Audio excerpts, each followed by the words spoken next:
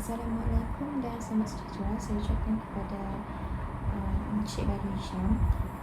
Saya selaku wakil pertama yang akan membentangkan penilaian pertama bagi subjek GKP 2213 Perancangan dan Polisi Seni, iaitu bertajuk Pengaruh Budaya Global antara Pop Korea atau K-pop dengan Pop Barat atau Western dalam memperkukuh ekosistem seni Malaysia melalui pembiayaan mampan.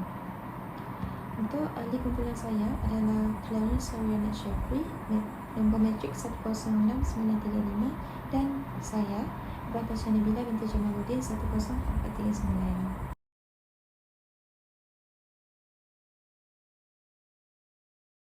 Baiklah, saya akan membentangkan untuk bagi pengenalan. Era globalisasi menyebabkan budaya antarabangsa seperti K-pop dan budaya barat semakin mempengaruhi industri seni dan hiburan di Malaysia. Pengaruh ini membentuk cita rasa masyarakat, gaya persembahan, muzik, fashion dan kandungan karya seni tempatan.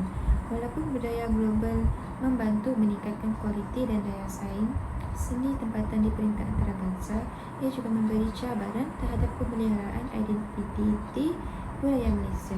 Oleh itu, pembiayaan seni yang mampan sangat penting bagi memastikan penggiat seni tempatan dapat terus berkembang secara konsisten.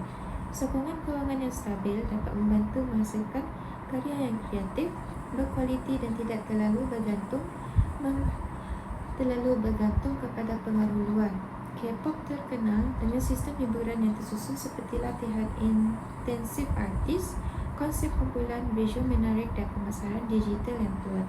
Manakala untuk budaya barat pula lebih menekankan kebebasan ekspresi, identiti individu dan kreativiti peribadi dalam seni. Kedua-dua budaya global ini memberi inspirasi kepada penggiat seni, namun perlu diseimbangkan supaya warisan budaya tempatan tidak terkikis. Baiklah, seterusnya untuk bahagian isu, pengaruh budaya global telah membawa perubahan besar pada industri seni Malaysia, turut menimbulkan beberapa cabaran penting.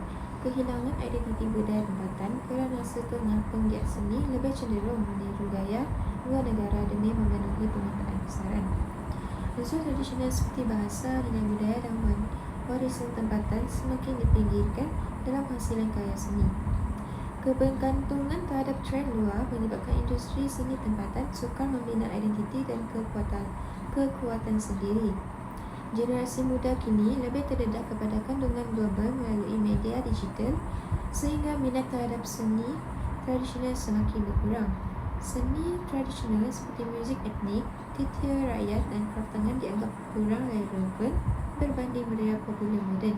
Penggiat seni tempatan juga menghadapi persaingan yang tidak seimbang dengan industri hiburan Korea Selatan dan Barat yang mempunyai teknologi, modal dan sistem pemasaran yang lebih kukuh berbanding seni tempatan. Kekurangan pembiayaan mampan menyebabkan banyak projek seni tempatan hanya bergantung kepada dana sementara dan sukar berkembang dalam jangka panjang. Selain itu, wujud juga isu komersialisasi seni apabila sesetengah karya diubah suai demi keuntungan sehingga menghilangkan nilai budaya asal. Oleh itu, langkah strategik perlu bagi memastikan pembangunan seni dapat berjalan seiring dengan pemeliharaan identiti budaya tempatan. Baiklah, saya akan meneruskan pembentangan saya dengan membentangkan kerangka teori, iaitu teori elit. Yang pertama adalah aplikasi dalam isu, iaitu teori elit digunakan untuk memahami bagaimana kuasa budaya dikawal oleh golongan tertentu di peringkat global dan tempatan, khususnya dalam mempengaruhi ekosistem seni di Malaysia. Industri K-pop dan muzik barat dikuasai oleh syarikat besar seperti Hype Corporation, SM Entertainment dan Universal Music Group yang memiliki sumber kewangan, teknologi media dan rangkaian pemasaran yang luas. Syarikat ini menentukan trend muzik, fashion dan gaya hidup yang disebarkan melalui platform digital seperti YouTube, Spotify dan TikTok. Di Malaysia pula, elit tempatan seperti Kementerian Komunikasi Malaysia, Pemadanan Kemajuan Filem Nasional Malaysia serta institusi seni memainkan peranan dalam dasar pembiayaan dan pembangunan industri seni. Namun, elit tempatan menghadapi cabaran besar untuk menyaingi dominasi budaya global yang lebih kuat, agresif dan bersifat komersial. Sekian itu sahaja daripada saya. Undangan ini akan diteruskan oleh ahli kumpulan saya. Selamat petang, nama saya Clarence Sri Ana Jeffrey, pemegang nomor metrik 106935. Hari ini saya akan membentangkan kerangka teori kedua, yaitu analisis. Berdasarkan teori elit digunakan elit global mempunyai pengaruh yang sangat kuat dalam membentuk budaya popular melalui penguasaan media, teknologi digital, dan industri hiburan antarabangsa seperti Universal Music Group dan Hype Corporation. Seni tempatan di Malaysia kurang berdaya saing kerana kekangan kewangan, kurang pendedahan antarabangsa serta kelemahan dalam strategi pemasaran global. Elit tempatan seperti Kementerian Komunikasi Malaysia dan Perbadanan Kemajuan Filem Nasional Malaysia perlu lebih aktif dalam memperkukuhkan dasar budaya, menambah pembiayaan dan membuka peluang kepada artis tempatan ke peringkat global. Terdapat ketidakseimbangan kuasa antara budaya global dan tempatan yang menyebabkan budaya tempatan semakin terpinggir dalam era globalisasi digital melalui platform seperti YouTube dan TikTok. Bagi pembentukan dasar, kami mempunyai objektif dasar iaitu mengukuhkan identiti budaya Malaysia dalam kalangan masyarakat tanpa mengabaikan kepelbagaian budaya. Yang kedua, mengimbangi pengaruh budaya global dan budaya tempatan dalam cara yang seimbang dan berterstruktur. Yang akhir sekali adalah memastikan kelestarian dan meningkatkan daya saing industri seni tempatan dan era digital dan globalisasi. Pembentukan dasar, cadangan dan tindakan. Yang pertama adalah peruntukan kewangan seni tempatan. Kerajaan dicadangkan untuk menyediakan dana khas secara berterusan untuk menyokong seni tradisional dan moden tempatan serta membantu artis muda menghasilkan karya berasaskan identiti budaya Malaysia. Kesannya dapat menggalakkan penghasilan karya seni tempatan yang lebih berkualiti dan kreatif. Yang kedua, dapat meningkatkan peluang artis tempatan untuk berkembang dalam industri seni. Untuk yang kedua, kuota kandungan tempatan. Dasar kuota kandungan tempatan. Dasar kuota dicadangkan supaya 40 hingga 60% kandungan di media terdiri daripada karya tempatan. Kesannya dapat mengimbangi dominasi kandungan budaya global dalam media. Yang kedua, dapat meningkatkan pendedahan masyarakat terhadap seni dan budaya Malaysia. Yang akhir sekali adalah mengukuhkan identiti nasional melalui media massa. Yang ketiga adalah pendidikan seni dan budaya. Seni tradisional perlu diintegrasikan dalam pendidikan melalui kurikulum dan aktiviti seperti tarian ngajat dan muzik etnik. Kesannya dapat meningkatkan kesedaran dan penghayatan budaya dalam kalangan generasi muda. Dan kedua adalah memastikan kesinambungan dan kelestarian warisan seni negara. Untuk yang keempat, kolaborasi global tempatan. Ini untuk menggalakkan kerjasama antara artis tempatan dan antarabangsa dengan menggabungkan seni tradisional dan moden. Kesannya dapat meningkatkan daya saing seni tempatan di peringkat global dan juga dapat menarik minat generasi muda terhadap seni tradisional melalui pendekatan moden.